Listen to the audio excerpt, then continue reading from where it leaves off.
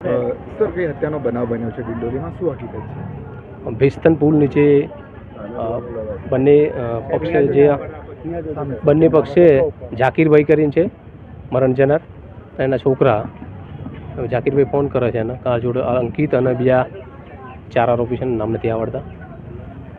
એની જોડે માથાકૂટ થઈ છે, તમે આવો. આ લોકો 15-20 મિનિટમાં પહોંચે છે ત્યાં આગળ. અને પછી અંકિત એના હાથમાંનો છરો કોણે માર્યો છે એ આને કંઈ ખબર નથી હજી. અંકિતે માર્યો છે કે એની જોડેના કોણે માર્યો છે એ ખબર નથી. માર્યો છે, જાંગમાં વાગવાથી બ્લીડિંગ થઈ ગયું છે. બ્લીડિંગના કારણે મરણ ગયેલ છે. સર કેટલા લોકો હતા હુમલાખોરો અને કેટલા લોકોની ઈજા પહોંચી? હાલ તો એ 5 જણાવે છે, બરાબર છે. સીસીટીવી જોઈશું, તપાસ દરમિયાન જે ખુલે એ તપાસ કરતાં જે નામ ખુલશે. સર કેટલાને ઈજા પહોંચી છે અને કેટલાનું મોત થયું? સામેવાળાને કોઈકને એને પીઠ ઉપર મારી દીધી છે, એ બી એડમિટ છે. એટલે બંને પક્ષે જોઈએ છે. અત્યારે હાલ એમની ફરિયાદ ઇન્ક્વેસ્ટ ચાલુ છે. ફરિયાદ લઈ લઈએ, સામેવાળા હાલવા માટે તૈયાર થતા હોય તો એની બી ફરિયાદ લઈ લઈશું.